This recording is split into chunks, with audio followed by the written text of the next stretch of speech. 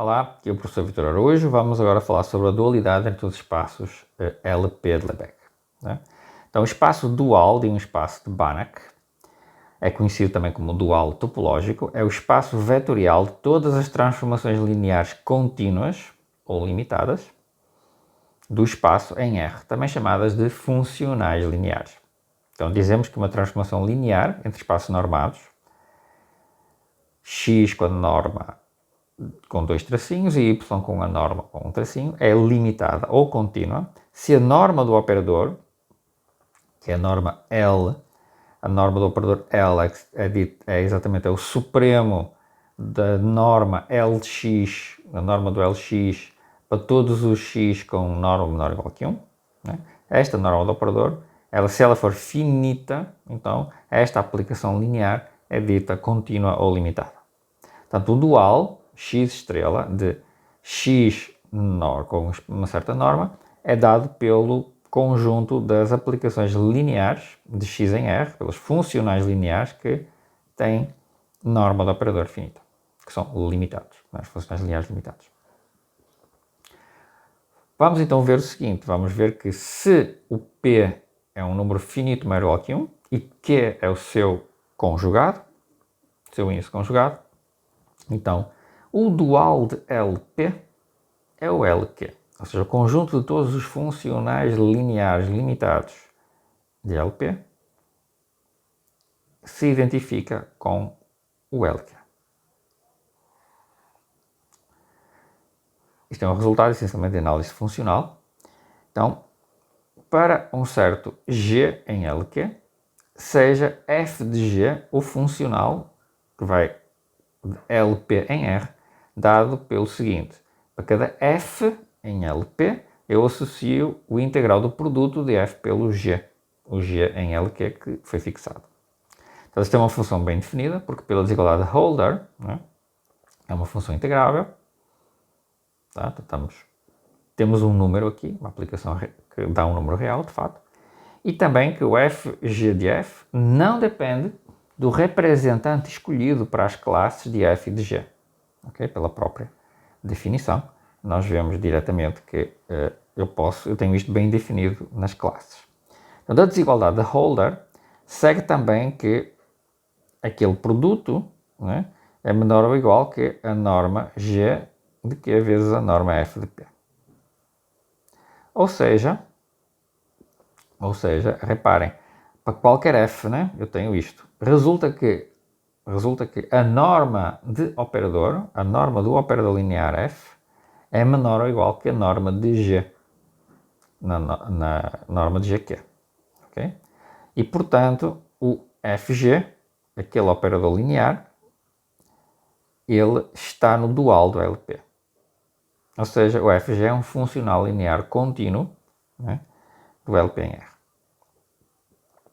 É um funcional linear contínuo ou limitado. Isto é fácil de verificar, é um exercício interessante. Se a medida for sigma finita, nós mostraremos que o LQ mi ele é isomorfo ao dual do LP mi. Então veremos que todo funcional em LP mi estrela tem a forma fg para alguma g em LQ.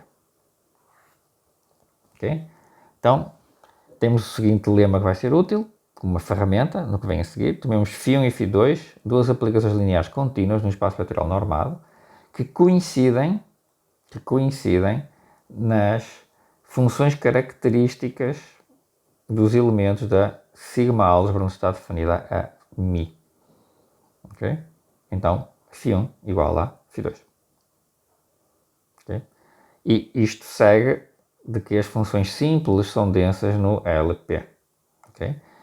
E que φ1 e φ2 são funções lineares e contínuas. Portanto, se a f for dada pelo limite das Sn com Sn, combinações lineares finitas de funções características de elementos da nossa sigma álgebra, então por continuidade e linearidade, o φ1 de f vai ser o limite dos φ1 de Sn. Né? Mas φ1 de Sn vai ser o quê? Vai ser φ1 de uma soma finita de constantes vezes funções características. Isso vai ser, então, a soma das constantes vezes o φ1 das funções características. Mas o φ1 de cada função característica é igual ao φ2 da mesma função característica, por hipótese. Logo, eu posso transformar, né, o φ1 de Sn no φ2 de Sn. E isto vai convergir agora para f, para o φ2 de f. Porquê? Porque as funções, o φ1 e φ2, são aplicações lineares contínuas e o Sn está convergindo para o f. Então, se a mi é obtida por extensão de uma medida num semianel S0, então podemos restringir os elementos, né, as funções características ao semianel S0 no enunciado aqui deste lema. Okay? Então podemos olhar não só para a sigma-álgebra, podemos restringir ao semianel S0 se a mi for obtida por extensão da medida nesse semianel. Agora estamos prontos para entender a prova do teorema da dualidade. Então, tomemos um espaço de medida sigma finito e tomemos uma aplicação que vai de LQ em LP estrela, dada por G em FG. FG foi definido atrás.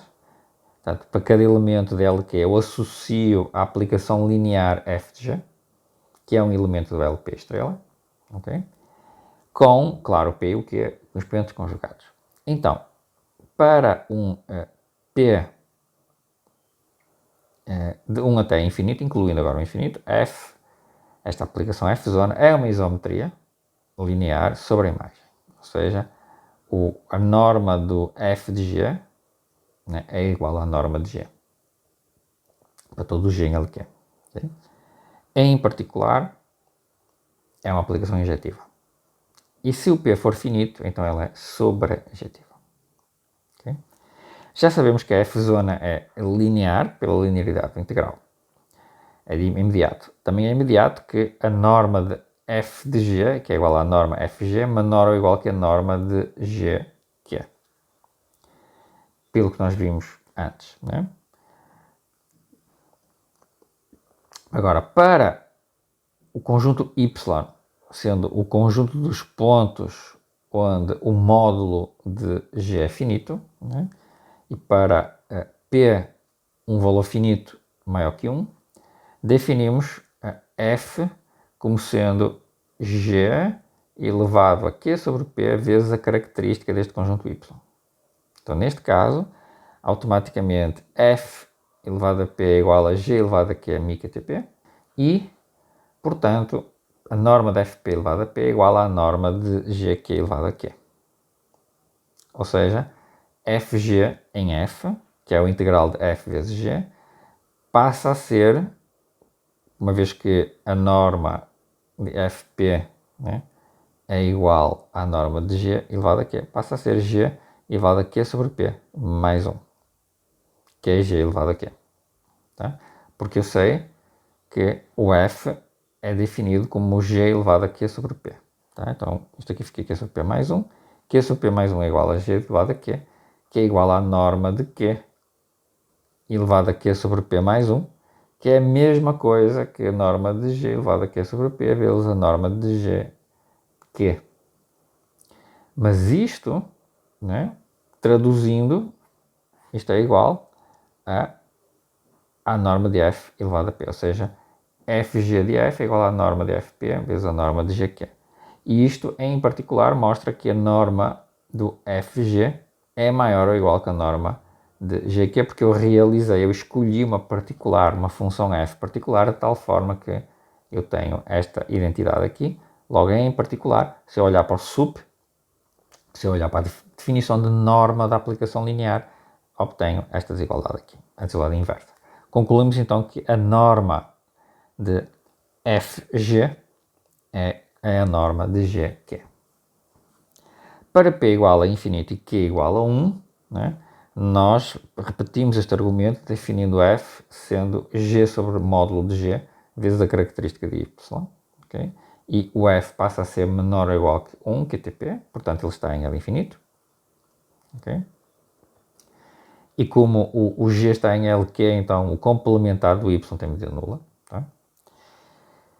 Caso o g seja 0, né, segue trivialmente que o f de g é 0, e temos a igualdade das normas, né? E se o G for não nulo, então a norma do f infinito passa a ser 1 e o f de G passa a ser igual à norma de G, que é Tp.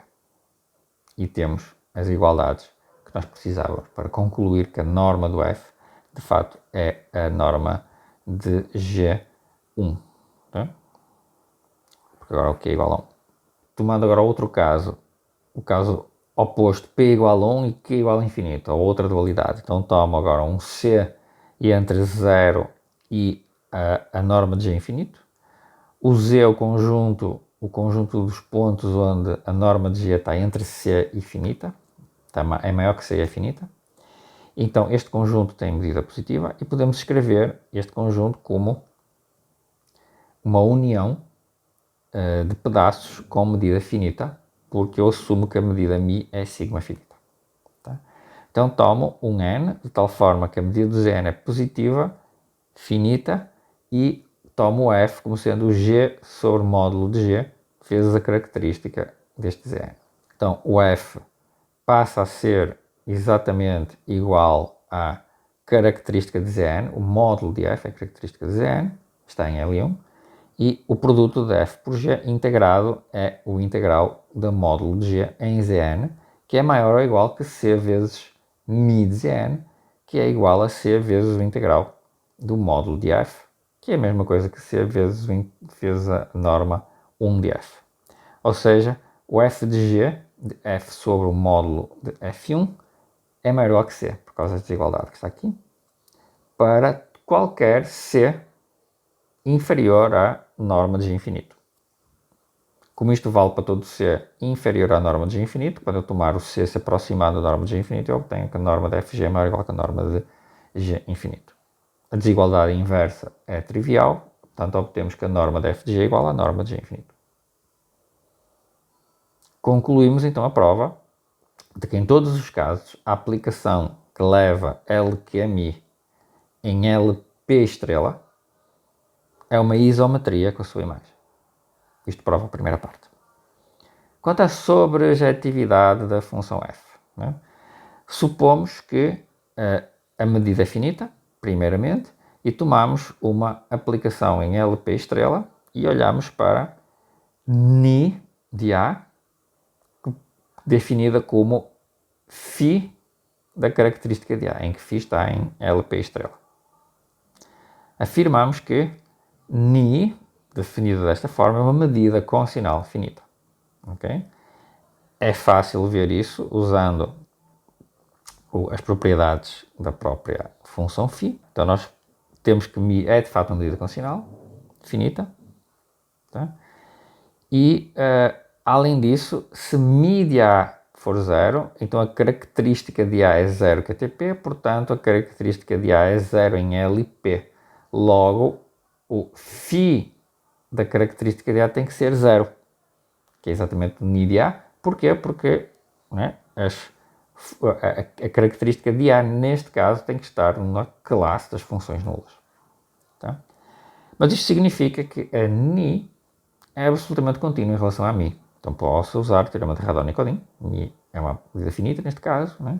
Então existe uma g em L1, de tal forma que a ni de A é o integral de g em A em relação à medida μ.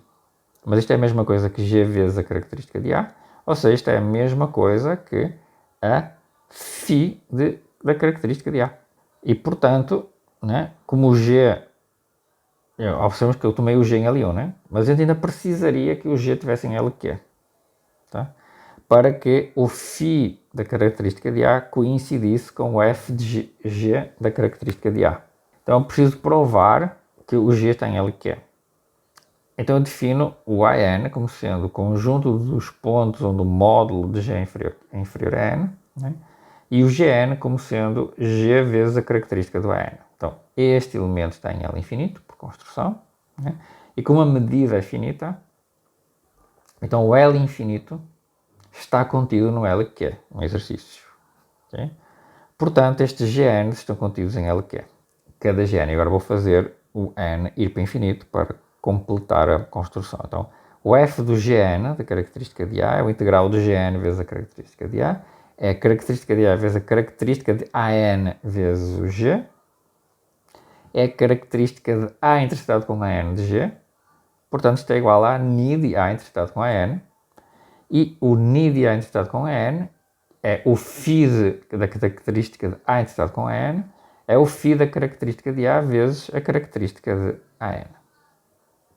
Se eu disser que φn de f é igual ao φn de f vezes a característica de AN, nós temos um funcional φn que está em LP estrela, com a norma do φn menor ou igual que a norma de φ.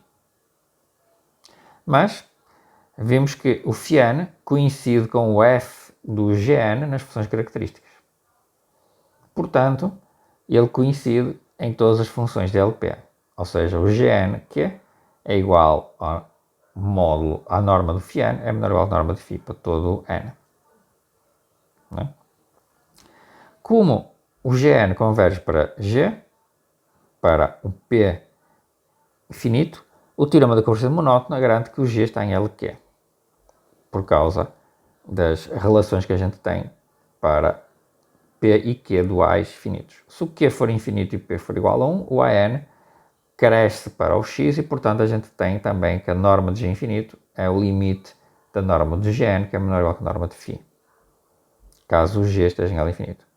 Okay? Então, se a medida for finita, estes casos, né, mostram a subjetividade.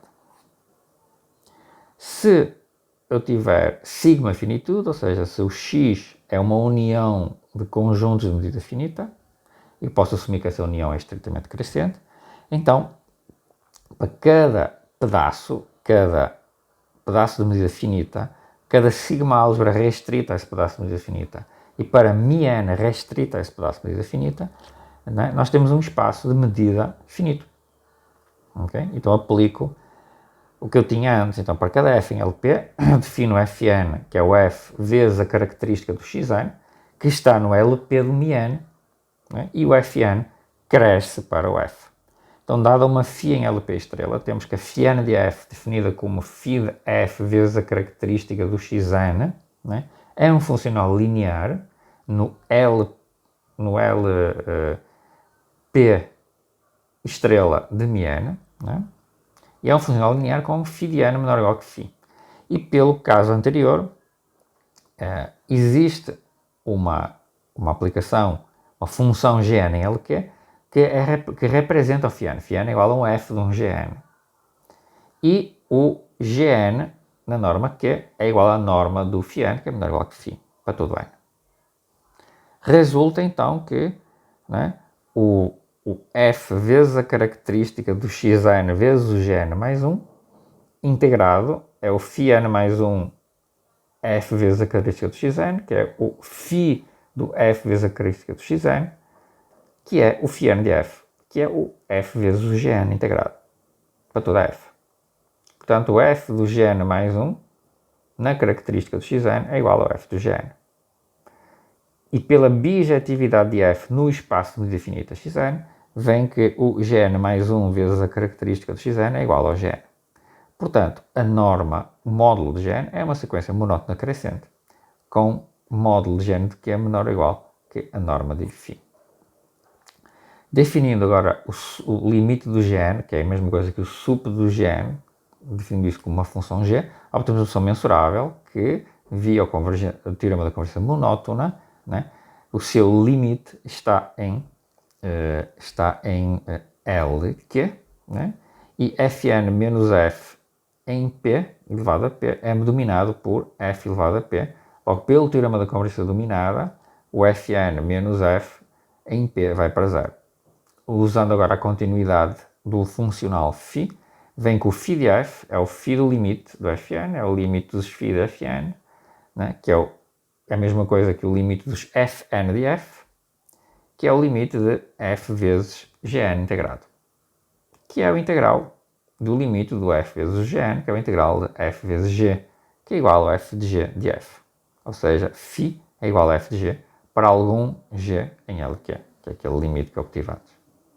Provamos agora a subjetividade também neste caso, portanto a prova do teorema da dualidade terminou aqui.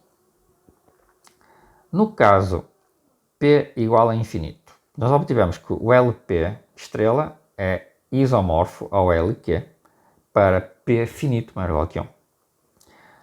Observamos que o dual do L infinito contém o L1.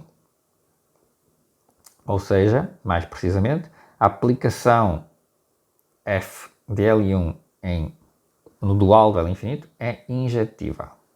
É um exercício. Mas esta aplicação não é em geral sobrejetiva. Então tem um exercício muito interessante. Encontrar um elemento do dual do Lzinho infinito que não é representável por FG, qualquer que seja o G em Lzinho 1. Este é um exercício muito interessante. Continuaremos nos próximos vídeos falando neste curso de modos de convergência, diferentes formas de convergência. Convergência QTP, convergência em LP, convergência quase uniforme, convergência em medida, etc.